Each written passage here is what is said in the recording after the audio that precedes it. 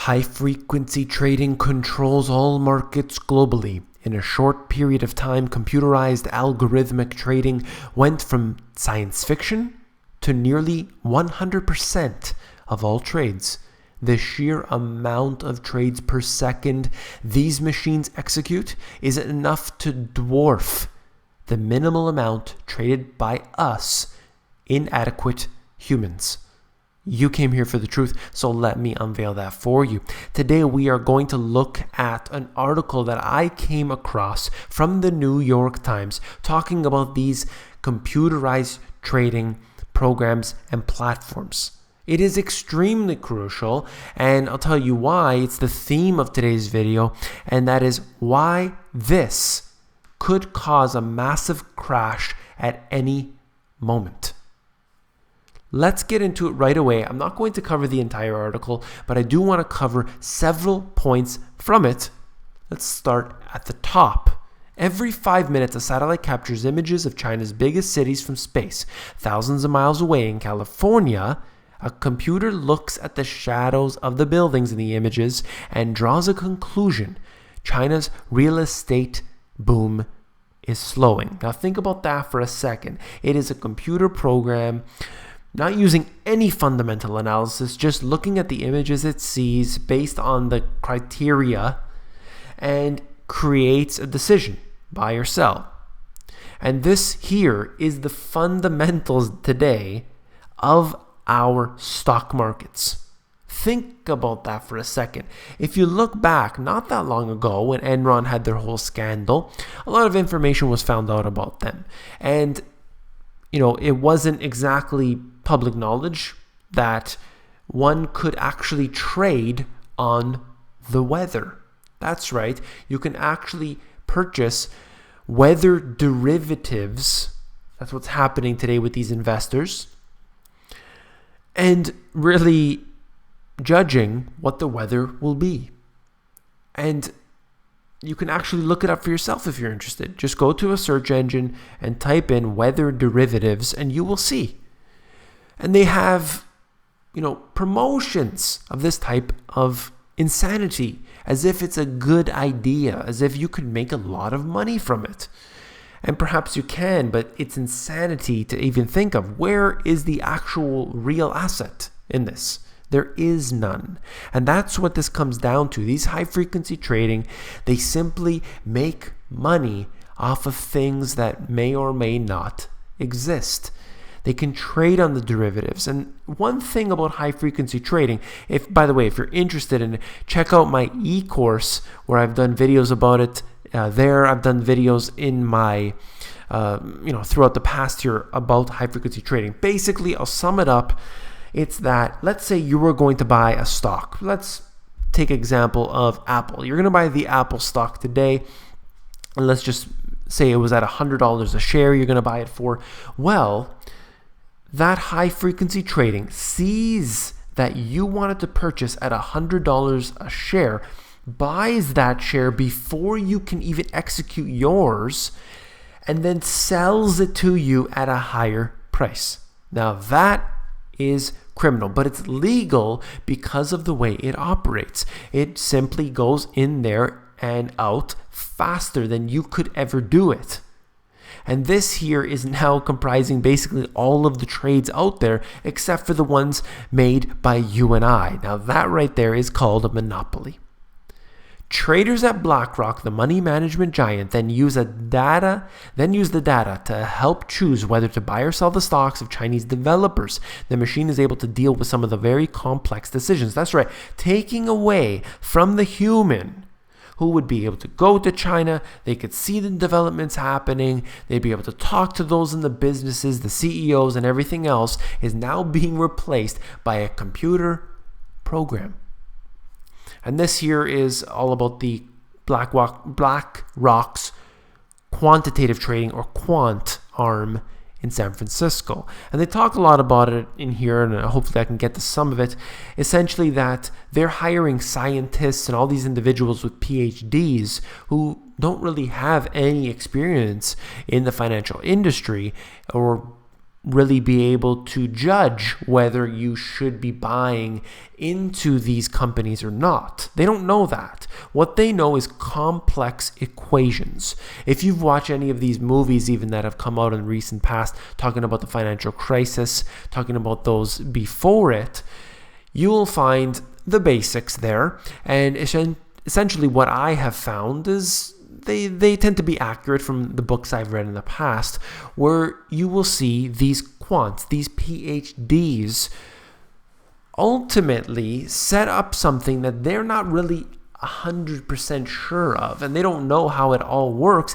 They simply do what they're told, they write their formulas, and that's it. And ultimately, the whole stock market, the bond market, everything globally rides on this. And that's the foolishness of what we are getting ourselves into. The future star of the hedge fund industry is not individuals like George Soros. Rather, it's a computer like the one at this particular company sifting through data like satellite images from China every day. That right there, I believe, it might be great. It might be a good idea. But I happen to think, personally, in my own opinion, that this has gone from bad to worse. I'm going to scroll down a little bit here to get into some of this. It's amazing.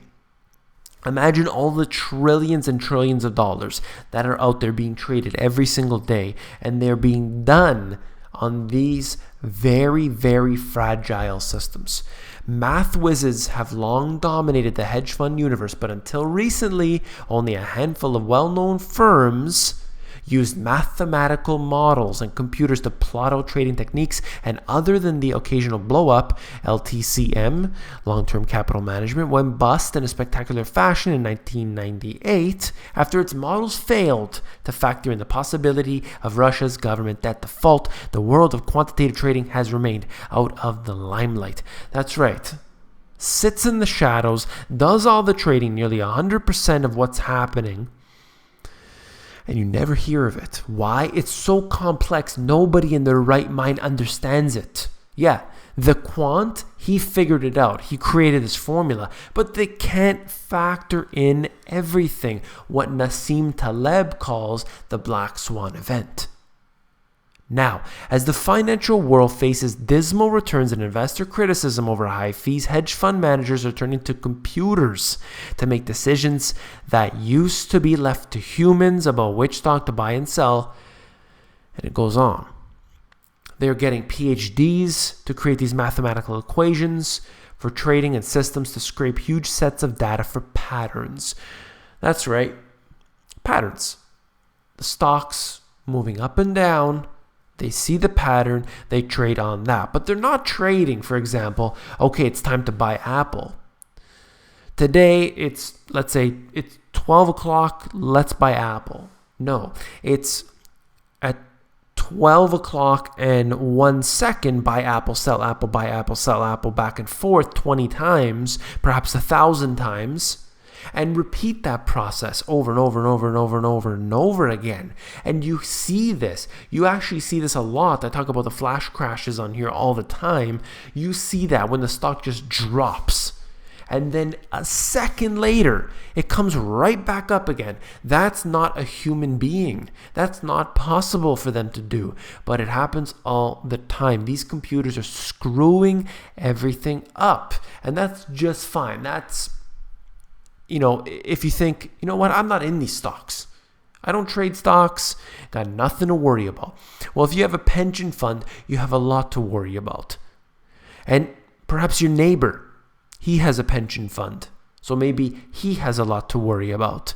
And if all your neighbors are all pissed off because the stock market just crashed, or they can't get into their money because there's some sort of bank holiday or stocks not trading, and they hold everyone's money, you're going to have a lot of pissed off people around you. And that is very, very dangerous.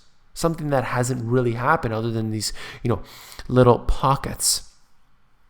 Look at what happened in India, where they're basically restricting cash in, removing the currency, some of the currencies being pulled back. And there's just this massive quantity of people lining up to trade in their currencies for the, their paper dollars anyway, for the new or the valid ones, because they removed the higher notes.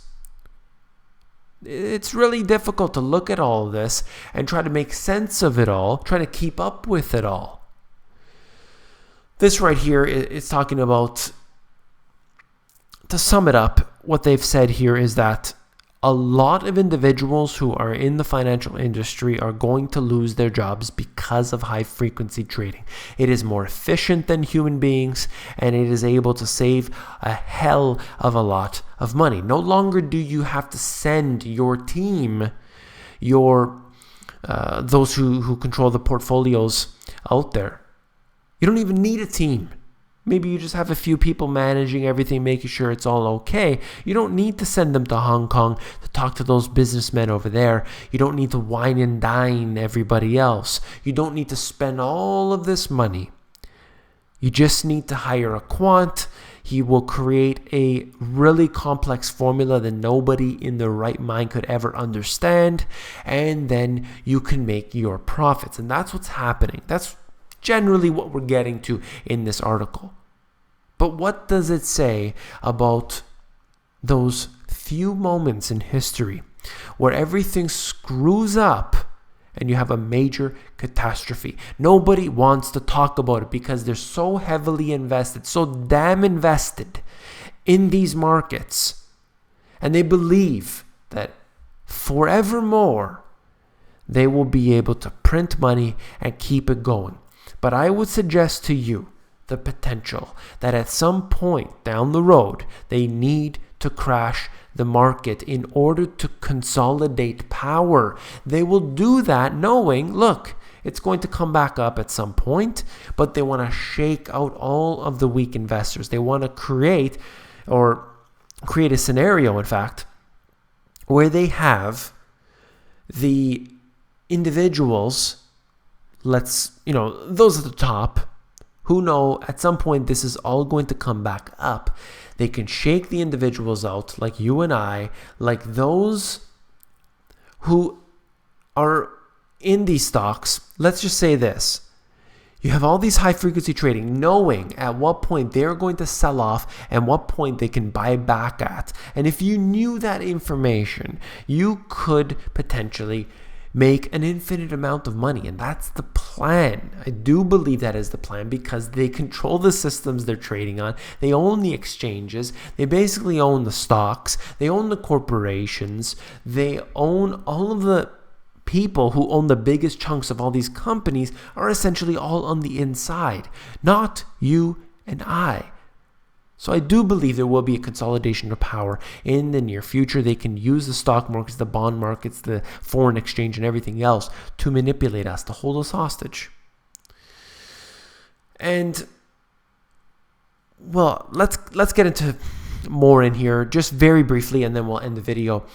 Big institutional investors are also diverting more money to the hedge fund firms that use computer-driven hedge fund strategies. Say goodbye to your financial advisor with the robo-advisors, and say goodbye to your hedge fund managers or your portfolio managers, who ultimately will be replaced by not even a robot, but a computer program. While the hedge fund industry in recent months has suffered the biggest quarterly outflow since the financial crisis, investors continue to allocate money to hedge funds that use computer-driven strategies. The whole point is to eliminate the workforce, have people struggle, have people end up in poverty so that you can control them. That is the point, and that is working very, very well at this time. There's a lot more in the article, but I'm going to spare you and end it here. I'll just say that we have a big problem on our hands, and it is high frequency trading. It's bad enough as it is with all the corruption and all the insider trading that is going on, but to allow computer programs to have control over the entire market, nearly 100% of all trades being done by computers now at this time, we are definitely, positively, at some point in the near future, screwed. If you found this video informative, please give me a thumbs up. Don't forget to subscribe to these videos. I'm doing all kinds of videos. I try to bring all different types of information, whether it's about the US election, whether it's about the stock market or the bond market, or where to look for safety and security in these tough times. I'll cover it here on this video. Now, if you found the video informative, then I know you'll find my book, The Money GPS, even more informative. Just head over to Amazon if you want to look through it, because they have this look inside feature that will allow you to flip through the pages of the book and see if you like it. Take care.